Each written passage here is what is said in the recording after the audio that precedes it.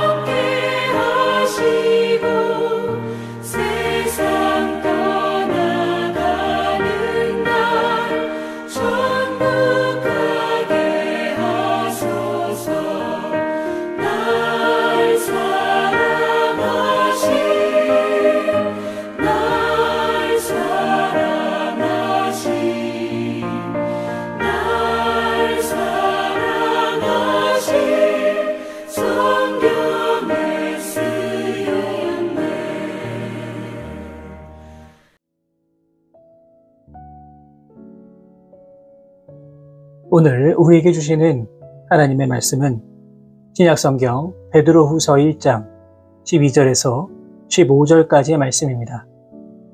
베드로후서 1장 12절에서 15절까지의 말씀을 제가 받들어 봉독하겠습니다. 그러므로 너희가 이것을 알고 이미 있는 진리에 서 있으나 내가 항상 너희에게 생각나게 하려 하노라.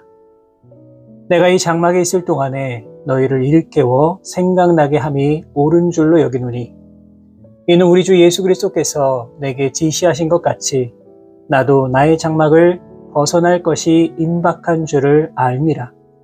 내가 힘써 너희로 하여금 내가 떠난 후에라도 어느 때나 이런 것을 생각나게 하려 하노라. 아멘. 오늘 읽은 이 본문 14절의 말씀을 보시면 사도 베드로는 나의 장막을 벗어날 것이 임박한 줄을 알미라 이렇게 말하고 있습니다. 무슨 뜻이겠습니까? 한마디로 베드로는 자신에게 이제 곧 죽음이 다가올 것을 알고 있었다는 겁니다. 그렇게 오늘 우리가 읽은 이 본문의 말씀은 어쩌면 사도 베드로가 마지막으로 남긴 유언과도 같은 말씀이라고 할 수 있습니다. 그렇다면 베드로가 유언처럼 남긴 말은 과연 무엇이었을까요? 먼저 오늘 본문 12절의 말씀을 보시면 그러므로 너희가 이것을 알고 이미 있는 진리에 서 있으나 내가 항상 너희에게 생각나게 하려 하노라 이렇게 말하고 있습니다. 여기서 너희라고 지칭된 사람들이 누구입니까? 이 사람들은 이미 예수 그리스도를 알고 예수님을 통해 진리의 말씀 안에 서 있는 사람들을 가리키는 말입니다. 다시 말해 베드로는 마지막으로 믿음의 성도들을 향해 당부의 말을 남기고 있는 것입니다. 그런데 베드로가 정말로 하고 싶은 말이 무엇입니까? 그것은 바로 항상 진리를 생각하라는 것입니다. 하나님의 백성된 우리들은 이 땅 가운데 살아갈 때에 예수님의 제자로 살아가기 위하여서 부단히 노력해야만 합니다. 요한복음 8장 31절 말씀을 보시면 그러므로 예수께서 자기를 믿은 유대인들에게 이르시되 너희가 내 말에 거하면 참으로 내 제자가 되고 라고 말씀하셨습니다. 다시 말해 예수님의 말씀 곧 진리 안에 거하는 자만이 예수님의 참된 제자라고 할 수 있다는 것입니다. 여기에서 거하다라고 하는 말은 일시적이거나 충동적인 신앙 고백을 의미하는 것이 아닙니다. 거한다라고 하는 것은 삶 속에서 끝까지 신뢰하고 의지하는 태도를 뜻하는 말입니다. 예수님의 수제자라고 말할 수 있는 베드로는 바로 이 사실을 너무나도 잘 알고 있었습니다. 왜냐하면 자신이 이미 몸소 겪은 일이었기 때문입니다. 여러분, 베드로가 어떤 사람입니까? 그 어떤 제자들보다도 예수님 말씀에 순종했던 사람입니다. 예수님 말씀 따르기 위해 노력했던 사람입니다. 그러나 그는 결정적인 순간에 진리를 버리고 말았습니다. 자신의 목숨을 지키기 위하여서 예수님을 모른다고 3번이나 저주하고 부인하고 말았습니다. 그렇다면 베드로는 왜 끝까지 진리를 따르지 못했던 것일까요? 그것은 여전히 그의 믿음이 충동적이고 꾸준하지 못하였기 때문입니다. 아무리 예수님과 직접 만났고 예수님께서 보여주셨던 수많은 이적을 보았다고 하더라도 끝까지 진리를 붙들고 나아가지 않는 신앙은 언제라도 시험에 빠질 수 있다는 것을 베드로는 자신의 경험을 통하여서 이미 알고 있었던 겁니다. 그렇기 때문에 그는 지금 세상을 떠나기 전에 믿음의 성도들에게 진리를 항상 붙들고 의지하고 살아가라 라고 하는 것을 가장 먼저 유언처럼 당부하고 있는 겁니다. 그렇습니다. 하루가 다르게 변해가는 세상 속에서 살아갈 때에 우리가 반드시 의지하고 나아가야 하는 것은 바로 진리를 붙들고 살아가는 것입니다. 사도 바울은 고린도후서 4장 7절 말씀을 통해 우리가 이 보배를 질그릇에 가졌으니 라고 말하였습니다. 질그릇은 깨어지기 쉬운 그릇입니다. 그렇기 때문에 우리가 하나님이 주신 진리의 보배를 잘 간직하기 위해서는 가장 먼저 내가 연약한 질그릇, 진리이라고 하는 사실을 기억해야만 합니다. 깨어지기 쉽고 부셔지기 쉽고 더럽혀지기 쉬운 것이 바로 질그릇 같은 우리의 모습입니다. 그렇기 때문에 우리가 깨어져 버리면 하나님이 주신 진리의 말씀은 언제라도 땅에 떨어질 수밖에는 없습니다. 바라기는 오늘도 질그릇같이 연약한 우리가 이 세상 속에서 깨어지지 않을 수 있도록 정결한 마음으로 나를 돌아보며 살아가실 수 있기를 바랍니다. 그리하여서 언제나 우리에게 주신 너무나도 귀한 진리를 기억하시고 마음에 온전히 새기며 살아가실 수 있는 우리 모든 성도 여러분들 다 되시기를 바랍니다. 이어지는 13절 말씀을 통해 베드로는 내가 이 장막에 있을 동안에 너희를 일깨워 생각나게 함이 옳은 줄로 여기노니라고 말하고 있습니다. 여기서 베드로가 말한 장막은 육체 혹은 삶을 의미하는 말이라고 할 수 있습니다. 다시 말해서 이 말은 내가 살아있는 동안에 라고 하는 의미로 해석이 가능합니다. 지금 사도 베드로는 죽음을 눈앞에 두고 있는 상황입니다. 그런데 이 죽음 앞에서 가장 중요하게 생각한 것이 무엇입니까?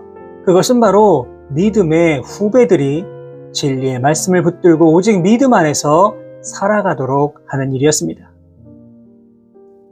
우리는 베드로의 이 모습을 보면서 참된 성도의 의무가 무엇인가를 다시 한번 생각해 보게 됩니다. 죽음을 앞둔 상황에서 베드로가 가장 중요하게 생각한 것이 무엇입니까? 그것은 바로 항상 진리 안에서 오직 진리를 추구하며 살아가는 것이었습니다. 이 시대는 참으로 혼돈의 시대입니다. 무엇이 선이고 무엇이 악인지 분명하게 판단하기 어려운 시대입니다. 그렇기 때문에 이 세상을 향해 우리가 할 수 있는 것이 무엇이겠습니까? 그것은 바로 분명하고 참된 진리를 선포하고 모든 사람들이 진리 안에 거할 수 있도록 인도하는 것입니다. 하지만 너무나 안타깝게도 많은 사람들이 이 진리를 거부합니다. 인간의 유한함에 대해서는 전혀 생각하지 아니하고 그저 오늘을 위해서만 살아갑니다. 자신이 원하는 것, 자신이 즐기고 싶은 것, 자신이 중요하다고 생각하는 것이 절대적인 가치를 지니고 있습니다. 그런데 분명한 사실이 무엇입니까? 진리는 결코 변하지 않습니다. 진리는 결코 인간이 인위적으로 만들어낼 수도 없습니다. 이 시간 우리 주변을 깊이 돌아보시기를 바랍니다. 혹시라도 진리를 알지 못하고 방황하는 사람들은 없습니까? 여전히 진리를 찾지 못하고 헛된 것을 진리라 여기며 살아가는 사람은 없습니까? 베드로는 인생의 마지막 순간에도 진리를 선포했습니다. 우리도 마찬가지입니다. 어렵고 힘들어도 우리는 계속해서 진리의 말씀을 증거해야만 합니다. 오직 진리 안에 거할 수 있도록 인도해야만 합니다. 바라기는 언제나 진리의 말씀 안에 거하시고 더 나아가서 진리를 알지 못하는 사람들을 기억하셔서 분명하고 확실한 진리의 자리로 인도하는 삶을 살아가실 수 있는 우리 모든 성도 여러분 되시기를 주님의 이름으로 부탁을 드립니다. 이제 마지막으로 15절은 베드로가 지금 쓰고 있는 이 서신의 최종 목적이 나옵니다. 보면 15절의 말씀입니다. 내가 힘써 너희로 하여금 내가 떠난 후에라도 어느 때나 이런 것을 생각나게 하려 하노라. 베드로의 간절한 소망이 무엇입니까? 자신이 죽은 후에도 믿음의 후배들이 진리의 말씀을 항상 생각하면서 살아가는 것입니다. 베드로는 하나님 말씀이 갖는 권위가 얼마나 확실한가를 잘 알고 있었습니다. 더 나아가서 베드로는 신앙의 중심에 하나님 말씀에 대한 분명한 믿음이 자리 잡고 있었습니다. 물론 베드로만이 말씀에 대한 중요성을 강조한 것은 아닙니다. 2000여 년의 역사 속에서 수많은 신앙의 위인들이 하나님 말씀에 대한 중요성을 강조했습니다. 종교개혁자 마틴 루터는 하나님 말씀을 가리켜 예수 그리스도가 누워 계신 구유라고 표현한 바 있습니다. 무슨 의미이겠습니까? 성경 속에서 정말로 중요한 것은 참된 진리 되신 예수 그리스도라고 하는 의미입니다. 다시 말해서 하나님 말씀은 평범하고 허물 많은 우리의 삶 속에서 예수 그리스도를 분명하게 보여주고 있다는 것입니다. 사랑하는 여러분, 우리는 과연 진리의 말씀을 얼마나 소중히 여기며 살고 있습니까? 말씀을 읽고 묵상을 할 때마다 이 시대를 향한 하나님의 분명한 뜻을 느끼고 계십니까? 말씀을 읽을 때마다 나를 향한 하나님의 사랑을 깨닫고 계십니까? 분명한 사실은 진리의 말씀은 세상이라고 하는 거친 바다를 항해하는 우리들에게 분명한 피난처가 되어주시고 인도자가 되어주십니다. 바라기는 항상 분명하고도 확실한 진리의 말씀 안에 거하는 인생, 오직 진리의 말씀 따라 살아가는 인생, 나아가 진리의 말씀을 많은 이들에게 전파하는 인생 살아가실 수 있기를 바랍니다.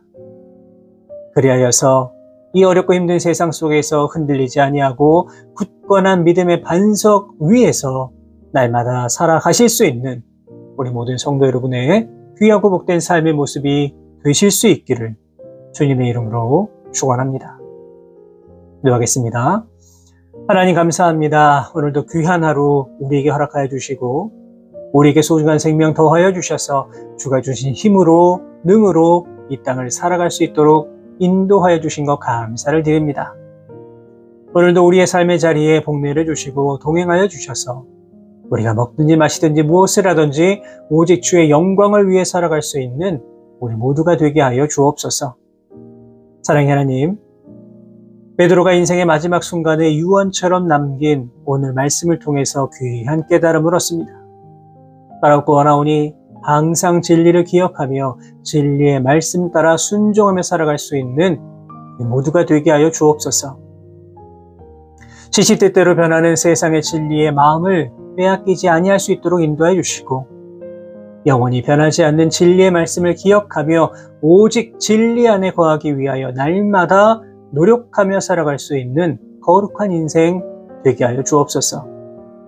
무엇보다 여전히 진리를 모르고 살아가는 수많은 영혼을 향해 진리를 담대하게 선포하며 나아갈 수 있는 우리 모두가 되게 하여 주옵소서.